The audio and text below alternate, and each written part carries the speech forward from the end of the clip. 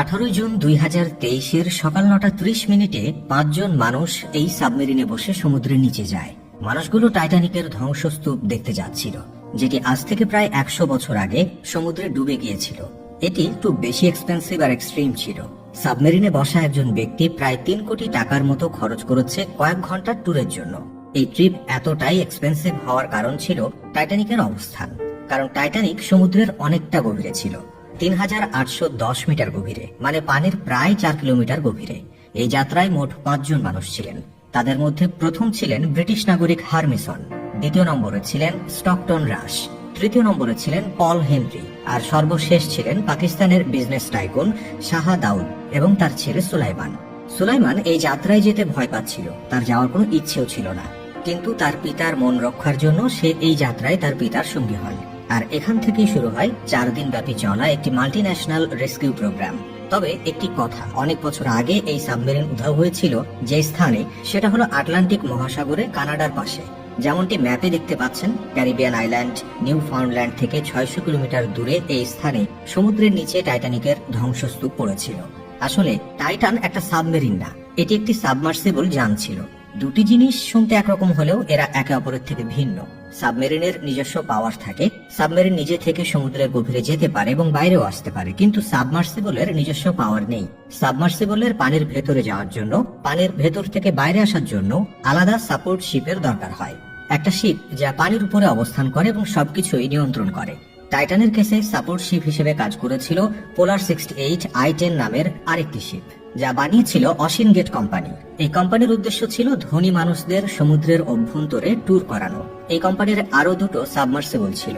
এর মধ্যে একটি ছিল অ্যান্টিপোর্স, যেটি 304 মিটার গভীরে যেতে পারত, আর আরেকটা ছিল সাইক্লোপস, এটি 500 মিটার পর্যন্ত গভীরে যেতে পারত। কিন্তু টাইটান এর ডিজাইন করা হয়েছিল পানির 4000 মিটার গভীরে যাওয়ার জন্য, মানে 4 কিলোমিটার পানির স্তর। এটি কতটা গভীর তা নিশ্চয়ই এই চার্টের মাধ্যমে আন্দাজ করতে পারছেন। মানুষের উচ্চতা হয় 6 ফিট। টাইটানিক যে বরফের পাহাড়ের সাথে ধাক্কা খেয়েছিল, সেটা পানির উপরে 100 ফুটের মতো ছিল এবং তার চেয়েও অনেক অনেক বেশি পানির নিচে তার অবস্থান ছিল, যেখানে বড় দানবাকৃতি স্কুইডরা থাকে। এবং আরো ভেতরে গেলে একটি মিডনাইট শুরু হয়, যেখানে কোনো প্রকার আলো পৌঁছাতে পারে না, সবদিকে শুধু অন্ধকার। পানির তাপমাত্রা এখানে 4 ডিগ্রি সেলসিয়াস পর্যন্ত নেমে যায়। আমরা যদি ধীরে ধীরে আরো নিচে নামতে থাকি, তাহলে শেষ পর্যন্ত 12,500 ফুটে গিয়ে পৌঁছাবো, যেখানে পড়ে আছে টাইটানিক। আর পানির নিচে তখন প্রেসার অনেকটাই বেশি, প্রায় 6000 PSI এর মতো।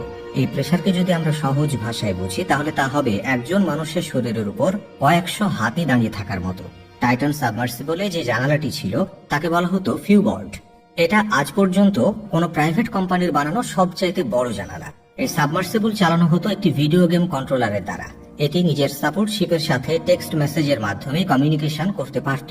উপরে থাকা সাপোর্ট শিপ আরো কিছু সময় অপেক্ষা করে, তারপর সেই শিপটা ইউএস কোস্ট গার্ডকে সংবাদ দিয়ে সরে যায়। এখান থেকেই একটি ভয়ঙ্কর রাত শুরু হয়।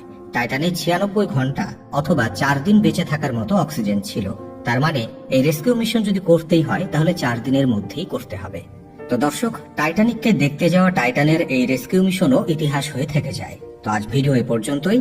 আপনার মতামত কমেন্টে জানাবেন। Thanks for watching. তো এর মাঝে আমরা আপনাদের এমন একটি অ্যাপসের সাথে পরিচয় করে দিব, যে অ্যাপসটাতে অ্যাকাউন্ট করলে আপনারা ইনস্ট্যান্ট $2 পেয়ে যাবেন। এটা বাংলার টাকায় 250 টাকার মতো। সো আপনি যদি একটা অ্যাকাউন্ট করে 250 টাকা পান, তাহলে খারাপ কিসে।